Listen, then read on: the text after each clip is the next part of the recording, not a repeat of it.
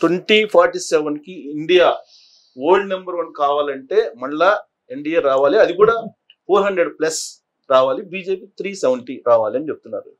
ఏమండి పగటి కళ్ళల కంటంలో జిఎస్టీ లేదు కదా, ఏమన్నా అనుకోవచ్చు, మీరు కోరుకోవచ్చు, మీకు అక్కడెక్కడ పప్పులు ఉడకలేదు కాబట్టి ఇప్పుడు దక్షిణ భారత్ పైన వచ్చి పడి ఆయన లుంగి కట్టుకొని టోపీ మార్చుకుంటే అంటే అంత పిచ్చోళ్ళమి అంత ఎర్రిబాగులోళ్ళమని ఆయన అనుకుంటున్నారు.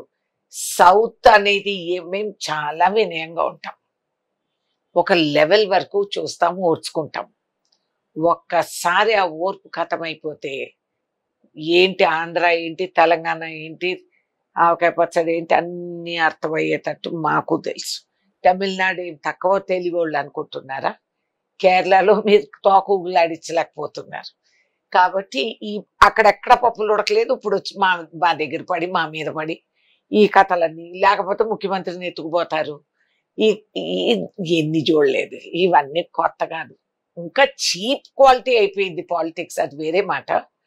ఇంకా ఆ స్థాయికి మనం దిగజారలేక కొంచెం ఇబ్బందిగా ఉంది. కానీ నథింగ్ న్యూ మోదీ గవర్నమెంట్ లో, this is nothing new. BJP ఎప్పుడో పోయింది, ఎక్కడో పోయింది. అది వేర్ ఇస్ బీజేపీ?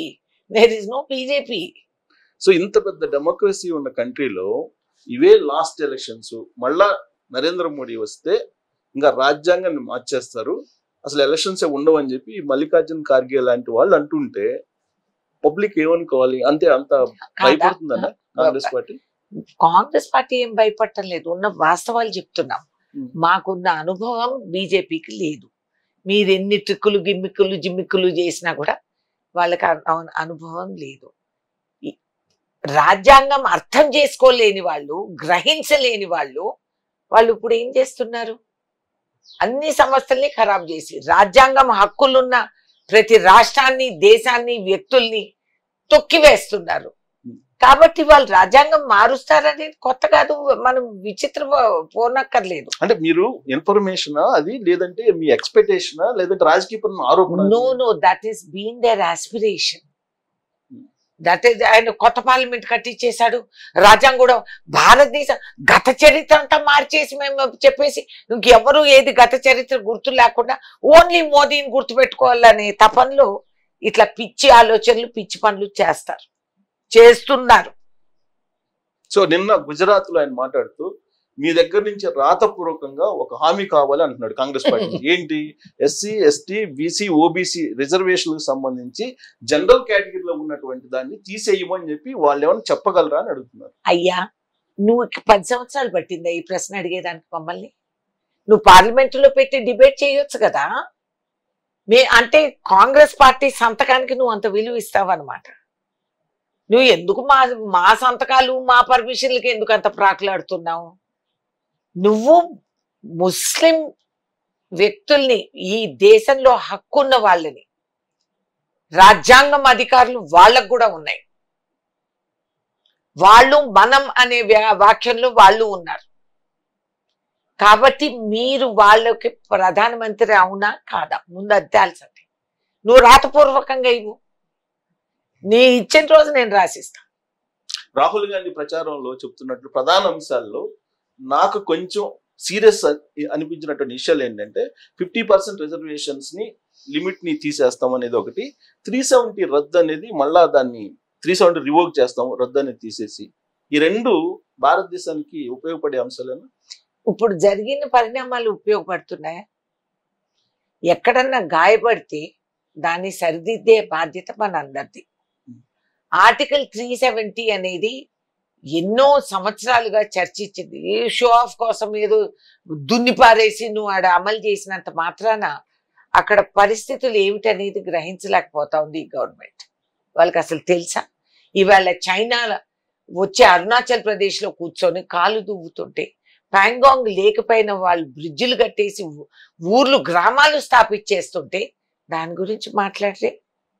మణిపూర్లో మానభంగాలు జరిగి ఇవాళకి అక్కడ సుఖశాంతులు లేకుండా వాళ్ళు బతుకుతూ ఉంటే ప్రధానమంత్రి ఎప్పుడన్నా పార్లమెంట్కి వచ్చి నోరు మెదిపారా? ఎందుకు మెదపలేదు? అన్నీ ఆయనకు తెలిసిన వాళ్ళు, అమ్మో అంత మేధావి, ఎందుకు మాట్లాడలేకపోతున్నారు? ఏంటా నిస్సహాయత? ఎందుకు నోరు మూసుకున్నారు? హర్యానాలో మహిళ బేటీ బచావు. అయ్యా బాబు, మీ నుంచి బచావు మమ్మల్ని, మేము కోరేది అదే, మమ్మల్ని ఈ బీజేపీ గవర్నమెంట్ నుంచి బచావు. ఏంది నువ్వు చేసింది ఏది బేటీలకి? హర్యానాలో దేశ ప్రతిష్ట పెంచి గోల్డ్ మెడల్స్, బ్రాంజ్ మెడల్స్ తీసుకొచ్చి ఒక వ్యక్తి వాళ్ళతో అసభ్యంగా ప్రవర్తిస్తున్నాడు, వాళ్ళని కించపరిచేటట్టు వాళ్ళని వేధిస్తున్నారని అంతగా చెప్పుకొని బయటకు వచ్చి సిగ్గుతో ఇవన్నీ చెప్పుకోవాల్సిన కర్మ వాళ్ళకి పట్టి అంత చేసినా కూడా నువ్వేం చర్య తీసుకున్నావు? నువ్వు బేటీ బచావా, నువ్వు బేటీ బచావా అని చెప్తే వాళ్ళు నమ్మే పరిస్థితి ఉందా మాకు? ఈ విధంగా అర్థం లేని, ఆలోచించకుండా ఈ డైలాగ్ బాజీలు, ఈ డ్రెస్సులు రోజుకు 4 సార్లు మార్చటాలు, నాకు ఎవడూ లేడు, నేను నిస్వార్థంగా దేశం కోసం సేవ. నువ్వు ఒక కుటుంబాన్ని పోషించే ఓర్పు సహనం లేనివాడు, ఒక బిడ్డని పిల్లని, అందరూ స్వార్థపరులనేమో అనుకోలేక్కర్లేదు. నేను రాజకీయాల్లో ఉన్నా, నా పిల్లల్ని నేను నా వారసత్వం నేనేం అందించడం లేదు. అట్లయితే నీకంటే గొప్పగా నేను ఉండాలన్నమాట. నేను నా ముసలి తల్లి, ఆరోగ్యం అనారోగ్య తల్లి, మా అత్తగారు, మా మరిది గారు, మా తండ్రి అందరు నా దగ్గరే ఉన్నారు. ఆఖరి నిమిషం వరకు, భగవంతుడు ఇచ్చిన ఆయుస్ పోయే వరకు నా దగ్గర. నేనే వాళ్ళకి లాస్ట్ కార్యక్రమాలు కూడా చేయాల్సి వచ్చింది. మేము చేసుకున్నాం. మేము దేంట్లో తక్కువ? నువ్వు నీ ముసలి తల్లిని లైన్లో నిలబెట్టి ఫోటోలు నువ్వు దిగినావు, నేను దిగను. సేవా భావం. హిందూ కుటుంబంలో, హిందూ అన్డివైడెడ్ ఫ్యామిలీ అని చట్టాలు ఉన్నాయి అని ఈయనకి ఏది వర్తిస్తుందో నాకు తెలియదు. యువరాజుని ప్రధానమంత్రిని చేయడానికి కాంగ్రెస్ పార్టీ ప్రయత్నం చేస్తుంది. కానీ ప్రధానమంత్రి కావడానికి మ్యాజిక్ ఫిగర్ ఎన్ని ఉన్నాయో అన్ని చోట్ల కూడా కాంగ్రెస్ పార్టీ పోటీ చేయలేకపోతుంది. ఎలా చేస్తుంది? మీ ఏడుపు మీరు ఆడమండి, మా గురించి మీకెందుకయ్యా? నిద్రలేసిన కాడ నుంచి మమ్మల్ని జపిస్తా ఉంటారు. మేము చేసే ప్రయత్నం మేము చేసుకుంటున్నాం. అదే యువరాజు థ్యాంక్ యూ, మీరు ఇచ్చిన బిరుదులకి చాలా థ్యాంక్స్. అసలు ఆయనకి సీక్రెట్ కోరిక, ఆయన మహారాజు, ఆయన అందరూ చూసి వంగి వంగి దండాలు పెడతారు. ఆయనకి చాలా ఇష్టం. ఫోటో ఫ్రేమ్ లో ఈగ కూడా దూరకూడదు. ఆ ఒబ్సెషన్ ఉన్న వ్యక్తి, ఆయనకి ఏం తెలుసండి ఒక కుటుంబ పాలన ఇట్లా అట్లా అని ఆయన మాట్లాడతాడు. నిజంగా అది దేశభక్తి కాదా? ఒక కుటుంబంలో ఒక వ్యక్తి బలైపోతే ఇంకొకరు నిలబడ్డారు ఆ కుటుంబంలో. వాళ్ళకి అదేమి సునాయాసంగా వచ్చిందా? లేదే. లాస్ట్ గాంధీ కుటుంబంలో ఈ లాస్ట్ ప్రధానమంత్రి ఎవరు? ఎన్ని సంవత్సరాలు అయిపోయింది? దాని తర్వాత ఎంతమంది ప్రధానమంత్రులు వచ్చారు? రాహుల్ గాంధీ ఎప్పుడన్నా చెప్పాడా నేను ప్రధానమంత్రి అవ్వాలని? ఎప్పుడన్నా అడిగాడా? ఈ భారత్ జోడో యాత్రలో ప్రధానమంత్రిగా నన్ను చేయండి అని ఏ పూటన్నా అడిగారా? ఏ రాష్ట్రానికి వెళ్తే ఆ రాష్ట్రంలో ప్రజలు దున్నుకొని వచ్చి, సార్ మీరు మా ఎంపీ అవ్వండి, మా కంఠం మీరు పార్లమెంట్లో వినిపించండి. ప్రతి రాష్ట్రము లేసింది, ప్రతి రాష్ట్రంలో కంఠం లేపారు అందరూ కూడా. మాకు కావాలి రాహుల్ గాంధీ, వి వాంట్.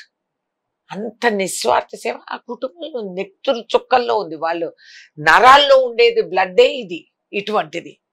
వీళ్ళు పుట్టుపొరతాలు కూడా మార్చేసి వాళ్ళని అవమానపరిచి నాన్ సెన్స్ మాట్లాడి చట్టాలు ఉన్నాయి అట్లాంటివి అమలు చేయాలి అసలు వాళ్ళ మీద, దేశ ప్రధానమంత్రి మీద. పార్లమెంటుకు వచ్చి అసభ్యంగా సోనియా గాంధీ గారిని మాట్లాడి ఏ విధంగా మాట్లాడతారని చిన్నప్పుడు నేను పండిత్ జవహర్లాల్ నెహ్రూని చూసిన దాన్ని. ఆయన నన్ను ఎత్తుకున్నారు. ఆయన డ్రెస్ మీద పిన్ ఉంటే నాకు తొడ మీద గీత పడింది అసలు. కానీ ఆయన నాకు బాగా గుర్తుంది, ఆ సీన్ నాకు గుర్తు. ఆయన మైదాన్లో లేడీస్ అందరూ ఫ్రీగా తిరుగుతున్నారు. ఈ టెర్రరిస్టులు ఇవి అవన్నీ లేవు ఆ రోజుల్లో. ఆయన ఏదన్నా చెప్తే రేడియో ఆన్ చేసి పెద్దవాళ్ళందరూ పిల్లల్ని కూర్చోబెట్టి దేశ ప్రధానమంత్రి మాట్లాడుతున్నారు, వినండి, నేర్చుకోండి, అంత స్థాయికి ఎదగాలంటే ఇది చెయ్యండి. ఆయన రాసిన, జైల్లో కూర్చొని రాసిన పుస్తకాలు ఉన్నాయి. ఎప్పుడన్నా ఈ మొహాలు చదివింటే ఈ విధంగా వాగిండేవాళ్ళు కాదు. మన్ కీ బాత్ చెప్తున్నారు కదా ప్రధానమంత్రి నరేంద్ర మోడీ. అవునండి, విదేశాల నుంచి నాకు వచ్చాడు ఫోన్లు వచ్చినాయి. ఎందుకు మంకీ బాత్ అంటున్నారని వాళ్ళకి అర్థం కాలే. మంకీ అంటే కోత అనుకుంటున్నారు. మన్ కీ బాతే. నువ్వు ఏం మాట్లాడుతున్నావు, జరిగేది ఏంటి, నువ్వు చెప్పేది ఏంటి? ఇవన్నీ ఎవరో రాసిన డైలాగులు మీరు మాకు చెప్తున్నారు కథలుగా. మీ టీఆర్పీ రేటింగ్లు పెంచుకోవడానికి ఇవన్నీ మాకు తెలుసు, సోషల్ మీడియా మేనేజ్మెంట్స్. ఏం నీ మన్ కీ బాత్? మా మన్ కీ బాత్ ఏనవయ్యా బాబు, ఎంతసేపు నీ సోదే వినాలా మేము? మా కష్టాలు ఏంటి, మేమేంటి, మా ఆస్పిరేషన్స్ ఏంటి? కష్టపడి 4 ఏళ్లలో కూలి పని చేసి పిల్లల్ని చదివిపించుకుంటే ఉద్యోగాలు లేవు సార్. మా మన్ కీ బాతేనండి. బియ్యం బస్తా ఇవాళ రోజు 10 to 12% రేటు పెరిగింది. మా మన్ కీ బాత్ ఏది?